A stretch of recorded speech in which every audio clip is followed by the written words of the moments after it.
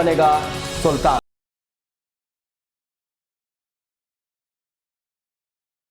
नमस्कार, समाचार टुडे देख रहे हैं आप और आपके साथ मैं हूं नकुल चतुर्वेदी। सबसे बड़े नतीजे आपके सामने हैं। जी हां, जिन नतीजों का इंतजार 5 राज्यों की जनता कर रही थी, वो नतीजे अब धीरे धीरे रुझानों के रूप में सबके सामने आने शुरू हो गए हैं। कुछ ही देर में तस्वीर साफ हो जाएगी क्या इन 5 राज्यों में कौन सी पार्टी अपना परचम लहराने वाली है। समाचार टुडे लगातार चुनावी कवरेज कर रहा था। हम लगातार जानने की कोशिश कर रहे थे कि इस बार कौन बनेगा सुल्तान।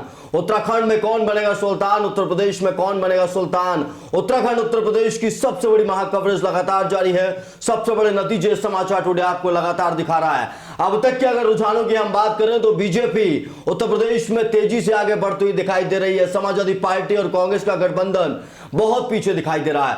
इन्हीं तमाम मुद्दों पर बात करेंगे और जानने की भी कोशिश करेंगे आखिर क्या कुछ कारण रहे, किन कारणों की वजह से समाजवादी पार्टी अगर पीछे रही तो किन कारणों की वजह से रह सकती है, और अगर बीजेपी आगे जा रही है तो किन कारणों की वजह से बीजेपी आगे जा रही है। स्टूडियो में हमारे साथ हमारे सहयोगी मनीष कुमार वर्मा जुड़ेंगे, उनसे बातचीत करेंगे। मेरे सहयोगी मनीष कुमार वर्मा इस वक्त स्टूडियो में मेरे साथ मौजूद हैं। मनीष, अगर हमें अभी तक देखें तो उत्तर प्रदेश में 151 सीटों के रुझान आ गए हैं और सबसे तेजी से आगे चल रही है बीजेपी, यानी कि 108 सीटों के साथ बीजेपी तेजी से आगे चल रही है। समाजवादी पार्टी की बात करें तो अभी तक 25 सीटों पर समाजवादी पार्टी सिमटी हुई है। बीएसपी की बात करें तो 11 सीटों पर अभी तक ये सिमटी नजर आ रही है। बाकी अन्य के खाते में 8 सीटें जाती दिखाई दे रही हैं। तो बिल्कुल मनीष, इस बार मान लिया जाए जो तमाम एग्जिट पोल्स तमाम चैनल्स की तरफ से दिखाए जा रहे थे वो एक बार फिर से सही साबित होने वाले हैं 2014 की तर्ज पर। हाँ, बिल्कुल सही कह रहे हैं आप। 2014 की तर्ज पर इस बार भी शायद एग्जिट पोल बिल्कुल नतीजे सही तरीके से जा रहे हैं और एग्जिट पोल की माने तो इस बार बीजेपी काफी ज्यादा सीटों से इस बार आएगी। हाँ, एक बार ये कहा जा सकता है कि पूर्ण बहुमत से आने की आशंका कम है, लेकिन अगर अभी तक के रुझान माने तो बीजेपी काफी आगे जा रही है। 88 सीट पा रही है बीजेपी और 29 आपका सपा और कांग्रेस गठबंधन पा रही है, और आपकी जो बसपा है वो कहीं ना कहीं बहुत ज्यादा बैक हो गई है। 11 सीटें या 13 सीटों के रुझान पर चल रही है। बिल्कुल, अगर हम इस पूरे रुझानों को देखें मनीष तो वाकई में एक मैसेज जो निकल कर आ रहा है जनता की तरफ से कि जनता ने इस बार जातियों की राजनीति थी उसको नकारा है। बसपा की अगर हम हालत को देखने की कोशिश करें तो बसपा की हालत देखकर यही नजर आ रहा है कि भाई जो जातिवाद की राजनीति, जो एक सिर्फ 2-3 वोट बैंक को समेटने की राजनीति जो राजनेता करते आए थे, उस पर उत्तर प्रदेश की जनता ने कड़ा प्रहार किया है। जी, बहुत कड़ा प्रहार किया है। अगर हम बात करें दलितों की और बात करें मुस्लिम वोटों की तो इस बार ये सब लोगों ने वोट किए हैं और काफी वोट किए हैं, लेकिन इस बार ये नहीं देखा गया है कि हम दलित हैं तो हम बसपा को वोट डालेंगे और अगर हम मुस्लिम हैं तो हम सपा को वोट डालेंगे। इस बार जो रुझान है इसीलिए अलग है, इसलिए बीजेपी आगे है, क्योंकि ये लोग जो है ये लोग खिसके हैं। आज इस बार दलित बसपा पे भी गया है, सपा पे भी गया है और बीजेपी पर भी गया है, और इस बार भी मुस्लिम जो है, जो मुस्लिम वोट है, काफी ज्यादा मुस्लिम वोट इस बार बीजेपी पे गया है।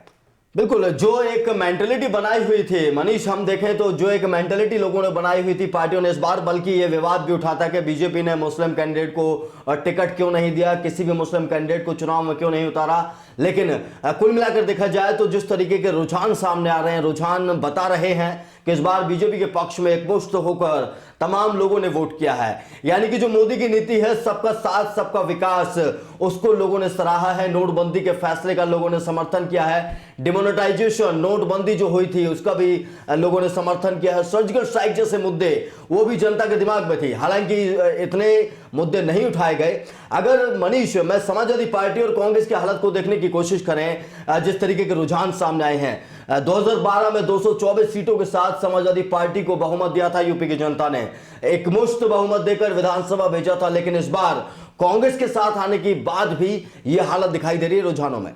जी देखिए, 2000 अगर हम 12 की बात करें, जब ये आप आई थी, आपकी सपा सरकार आई थी तो 214 सीटों के साथ आई थी, 224 सीटों के साथ आई थी।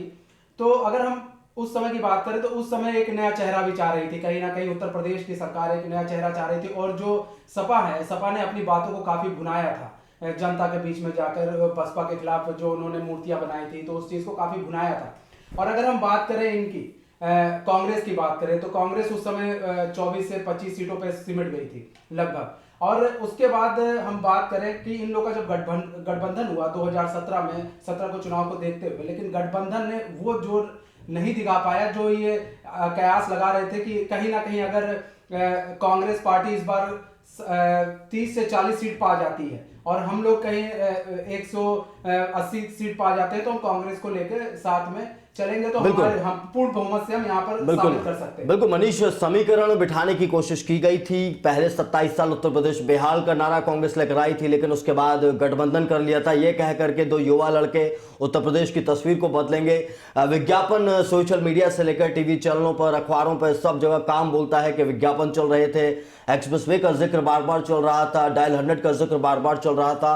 तो उन सब का फेलियर एक तरीके से देखा जाए, अगर जिस तरीके की बात तमाम विपक्षी पार्टियां करती आई कि भाई अखिलेश ने आखिरी के 1 साल में उन्हें इनकी नींद खुली और उन्होंने सिर्फ एक क्रियाकलाप किया, उन्होंने कोशिश की कि भाई किसी भी तरीके से वो फेमस हो जाएं और काम अपना दिखा दें, और जो बीजेपी है, बीजेपी पर उत्तर प्रदेश में भारी पड़ते दिखाई दें।